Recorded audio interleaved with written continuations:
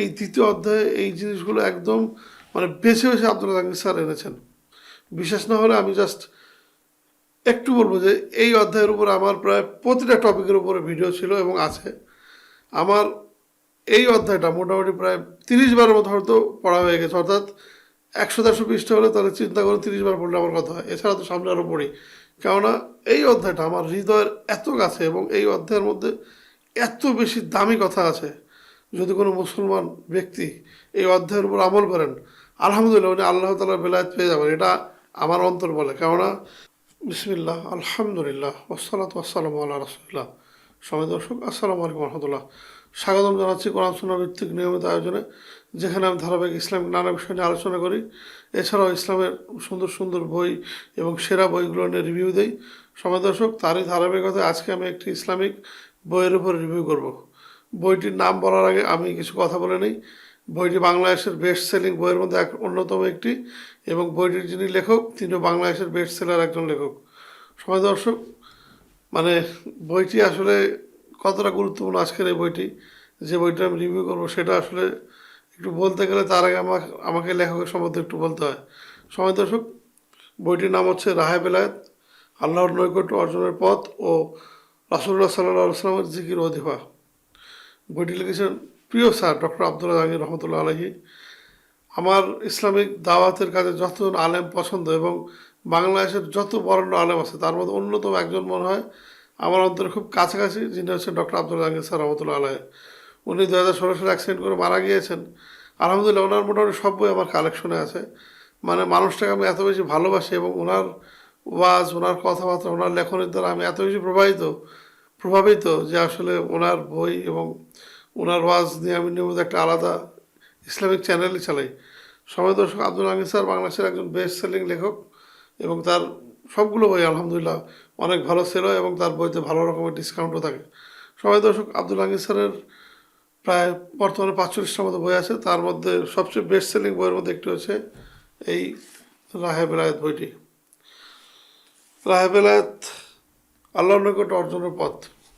সময় দর্শক, এই বইটিতে মোটামুটি আল্লাহ তাআলার নৈকট্য অর্জনের পথ সম্পর্কে আলোচনা করা হয়েছে। পাশাপাশি আল্লাহর নিকট অর্জনের আমরা ভুল কোথাও, আল্লাহর নিকট তো পাওয়ার ক্ষেত্রে ভুল কোথাও চলে যাচ্ছে না, তো সে বিষয়ে সাবধান করা হয়েছে। কীভাবে আল্লাহর নিকট বেশি বেশি পাওয়া যায় সে বিষয়ে আলোচনা করা হয়েছে। আল্লাহর নিকট কী, আল্লাহর নিকট পেতে হলে আমাদের কী করতে হবে, ছোট থেকে ছোট কাজ, বড় থেকে বড় কাজ, সে বিষয়ে আলোচনা করা হয়েছে। সময় দর্শক, আর রাহে বেলায়েত গ্রন্থটি অন্যতম একটি গ্রন্থ, আর অন্যতম একটি কারণ হচ্ছে যে এটি মূলত একটি দোয়ার বই এবং ইবাদত আমলের বই।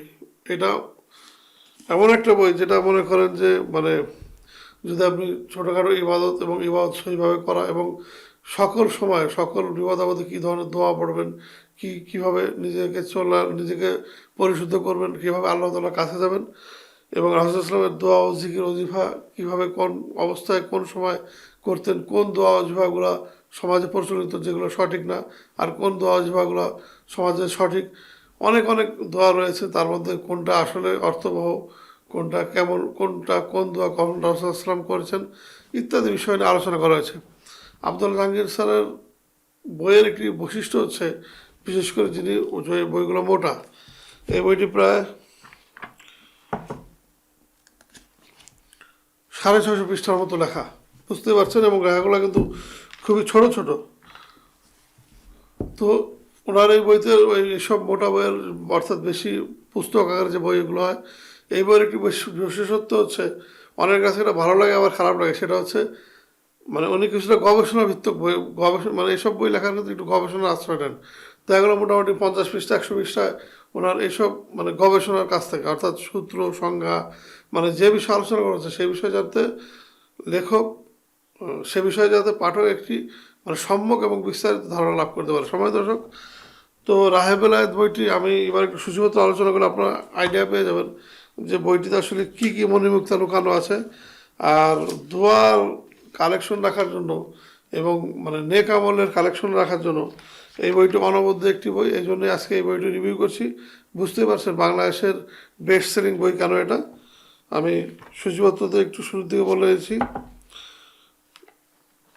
প্রথমে আছে বেলাওয়াত, প্রথম অধ্যায় আছে বেলায়েত ওসিলা ও জিকির। দেখুন, আমি আগেই বলেছি আল্লাহ তালার বেলায়েত পেতে গেলে আল্লাহ তালার জিকির করতে হবে এবং ওসিলার বিষয়টা এখানে গুরুত্বপূর্ণ। আমরা অনেকে আল্লাহ তালার সান্নিধ্য পাওয়ার ক্ষেত্রে ওসিলা খুঁজি, কিন্তু এই বিষয়গুলো আসলে ইসলাম কি বলে এবং ওসিলা বিষয়টাকে এই বিষয়ে বিস্তারিত প্রথম অধ্যায়ে কিছু কিছু জায়গায় আলোচনা করা হয়েছে। জিকির বনাম মাসরুম, দোয়া ও জিকির, জায়েজ, সুন্নত, সুন্নতে বেদাত ইত্যাদি বিষয় নিয়ে আলোচনা করা হয়েছে প্রথম অধ্যায়। আল্লাহ তাআলার জিকিরের ফজিলত, তারপর টুকটাক জিকির এবং এই বিষয়ের সংজ্ঞা, ক্ষমা প্রার্থনার জিকির, ইস্তিগফার বনাম তওবা, সৃষ্টির প্রতি অন্যায় করলে তার তওবা কিসে, বড় সকল পাপই কি বড় পাপ নয়, ছোট ছোট পাপও আছে। তারপর তওবা ইস্তিগফারের ফজিলত, পিতামাতার ও সকল মুসলমানের জন্য ইস্তিগফার। তারপর আপনার সুন্নত, সর্বদা দোয়া করা, বেশি বেশি করে দোয়া চাওয়া, সংক্রমণ দোয়া, শুধুমাত্র মঙ্গলই কামনা করা, কারো খারাপ না চাওয়া, এই ধরনের নানা বিষয় প্রথম অধ্যায়ে এসছে। দোয়া কবুলের সময়, স্থান, রাত, দিন, ফজর রক্তের পরে, জোহর রক্তের পরে, জিহাদের সময় ইত্যাদি বিষয়। তারপর আপনার তাওয়াক্কুল করে দোয়া না ছাড়া, সালাত ও সালাম এর অর্থ কী, সালাম সালাম পাঠের গুরুত্ব, ফজিলত, কোরআন শ্রবণের ফজিলত ইত্যাদি বিষয় নিয়ে প্রায় প্রথম 250 পৃষ্ঠায় উনি প্রথম অধ্যায়ে আলোচনা করেছেন। সময় দর্শক বুঝতেই পারছেন। আর দ্বিতীয় অধ্যায় নিয়ে কী বলবো, সময় দর্শক যত বই পড়েছে আলহামদুলিল্লাহ, তার মধ্যে যদি বলেন যে খুব অল্প কথায় মোটামুটি 150 পৃষ্ঠার মধ্যে আল্লাহ তাআলাকে কাছে পাওয়া এবং নিজেকে পরিশুদ্ধ করে একজন খাঁটি মুমিন বান্দা হিসাবে নিজের ভিতরে যে দোষগুলো আছে সেগুলো বের করে এনে আল্লাহ তাআলার সান্নিধ্য লাভ করা, এই দ্বিতীয় অধ্যায়ে এই জিনিসগুলো একদম বেছে বেছে আব্দুল জাহাঙ্গীর স্যার এনেছেন। বিশেষ না হলে আমি জাস্ট একটু বলবো যে এই অধ্যায়ের উপর আমার প্রায় প্রতিটা টপিকের উপরে ভিডিও ছিল এবং আছে। আমার এই অধ্যায়টা মোটামুটি প্রায় 30 বারের মতো হয়তো পড়া হয়ে গেছে, অর্থাৎ 100-150 পৃষ্ঠা হলে তাহলে চিন্তা করে 30 বার পড়লে আমার কথা হয়। এছাড়া তো সামনে আরও পড়ি, কেননা এই অধ্যায়টা আমার হৃদয়ের এত কাছে এবং এই অধ্যায়ের মধ্যে এত বেশি দামি কথা আছে।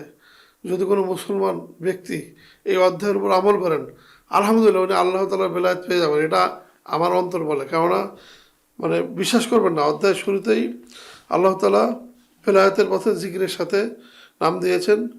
প্রথমে বিশুদ্ধ ঈমানের কথা বলেছেন, কবিরা গুনাহ বর্জনের কথা বলেছেন।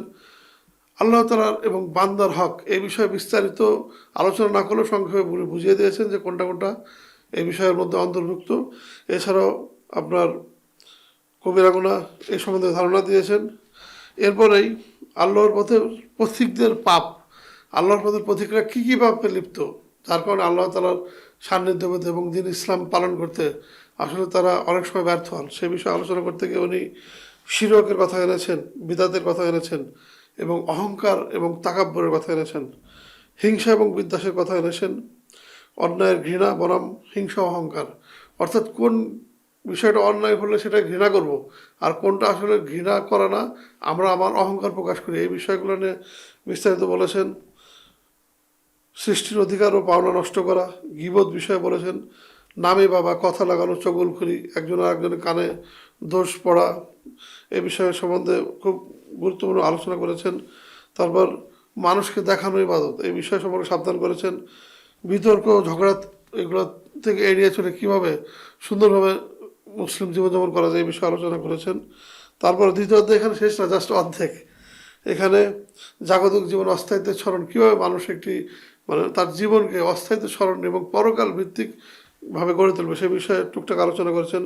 হিংসামুক্ত কল্যাণ কামনা, অর্থাৎ নিজের সকলের কল্যাণ চাওয়া, নিজের স্বার্থের বাইরে সকলের কল্যাণ চাওয়া, আত্মনিয়ন্ত্রণ, ধৈর্য ধারণ, কৃতজ্ঞতা, সন্তুষ্টি, হতাশা বিষয়ক আলোচনা, নিজেকে লোভমুক্ত করা এবং আচরণ সুন্দর করা এবং এইসবের এই যে আমলগুলো, এই প্রতিটা আমলগুলোর উপরে উনি প্রায় 1.5-2 পৃষ্ঠার উপরে আলোচনা করে এই দ্বিতীয় অধ্যায় প্রায় 150 পৃষ্ঠার মতো 150 পৃষ্ঠার মতো আলোচনা করে শেষ করেছেন।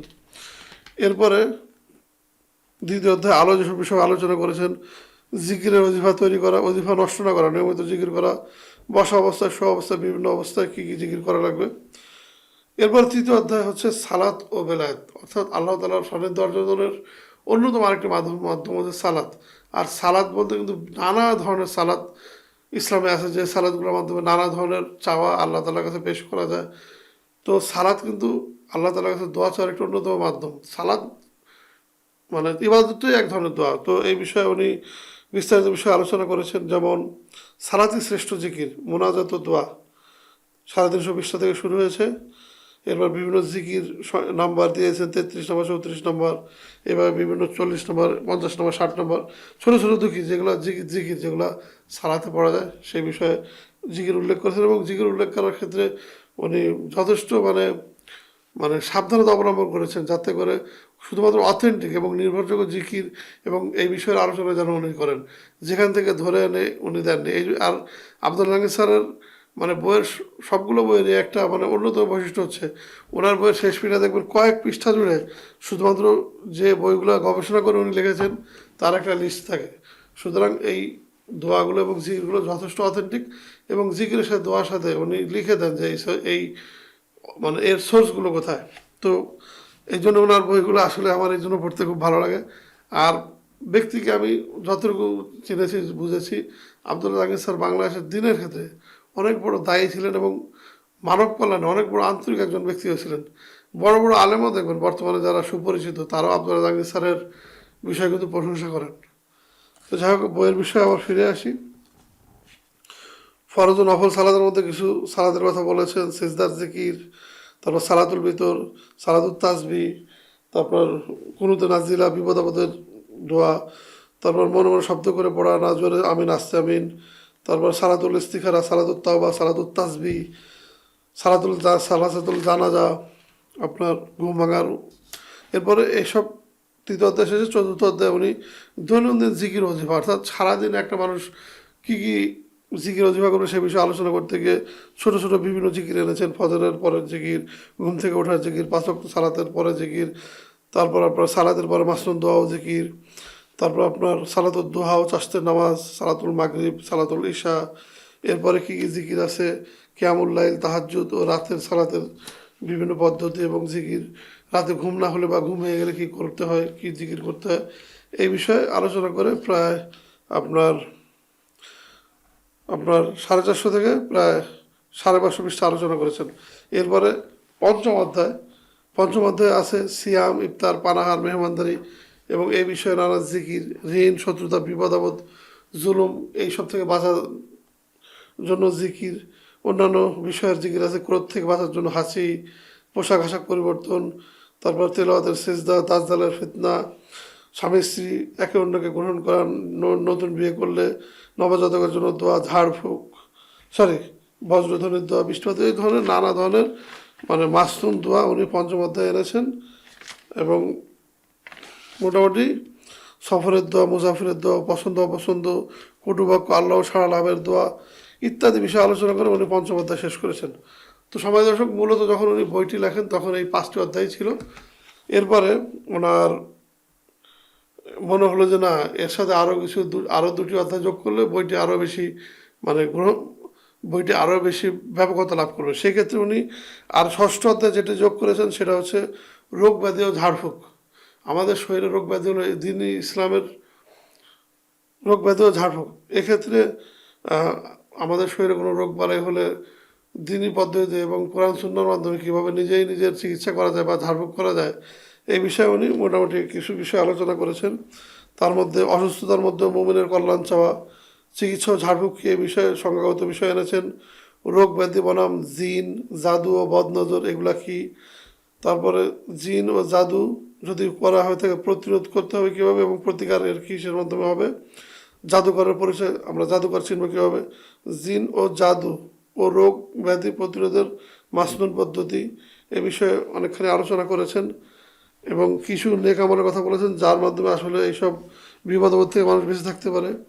এরপরে জিন, জাদু ও রোগ ব্যাধি প্রতিকারের মাসনুন ঝাড়ফুঁক, জায়েজ ঝাড়ফুঁক, না জায়েজ ঝাড়ফুঁক ইত্যাদি বিষয়ে ব্যাখ্যা দিয়েছেন, যাতে করে মানুষ বুঝতে পারে যে কোনটা করা ঠিক হবে আর কোনটা ইসলামে নেই, মানুষের বানানো, যেটা করলে আসলে আরও গুনাহ হবে। এই বিষয়ে আলোচনা করে 6ষ্ঠ অধ্যায় এভাবে শেষ করেছেন। এরপর 7ম অধ্যায় মজলিসের জিকির ও জিকিরের মজলিস।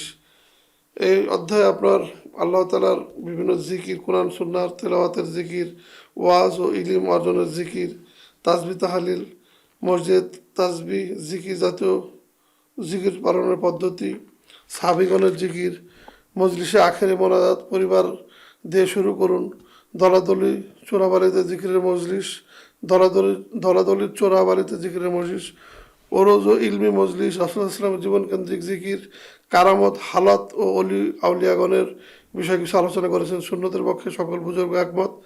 এভাবে নানা বিষয় নিয়ে মোটামুটি আল্লাহ তাআলার নৈকট্য অর্জনের পথ এবং সারাদিনকার বিভিন্ন আমল, নামাজের পরে, রোজার পরে, অন্যান্য বিভিন্ন সময়ের পরে রাসূলুল্লাহ সাল্লাল্লাহু আলাইহি ওয়াসাল্লামের দোয়া ও জিকিরের ভান্ডার নিয়ে এবং সর্বশেষ বিপদাপদ, ঝাড়ফুঁক, রুকিয়া এবং জিনের আসর ইত্যাদি বিষয় নিয়ে আলোচনা করে মোটামুটি 650 পৃষ্ঠার এই বইটি আব্দুল জাহাঙ্গীর স্যার মোটামুটি মানে একটি কম্প্যাক্ট বই হিসাবে আমাদের সামনে হাজির করেছেন। সম্মানিত দর্শক, কালেকশন রাখার মতো বই, এবং আমি তো বললাম যে এর দ্বিতীয় অধ্যায়টা, এই একটা অধ্যায়ের জন্য আপনার পুরো বইটা যদি কিনতে চান তাও কিনতে পারেন। এই এত সুন্দর একটা অধ্যায় এই বইয়ের দ্বিতীয় অধ্যায়ে আনা হয়েছে।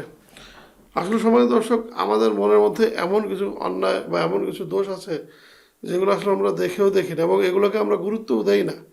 তো দ্বিতীয় অধ্যায়, এই বইয়ের দ্বিতীয় অধ্যায়ে এই বিষয়গুলোকে খুব গুরুত্ব দিয়ে এবং খুব মানে অথেন্টিকভাবে উনি দেখিয়েছেন যে এই বিষয়গুলোই আসলে আমাদেরকে আল্লাহর নৈকট্য অর্জনের পথে বাধা হয়ে দাঁড়ায়। সময় দর্শক, এই বইটা অবশ্যই আপনাদের কালেকশনে রাখবেন।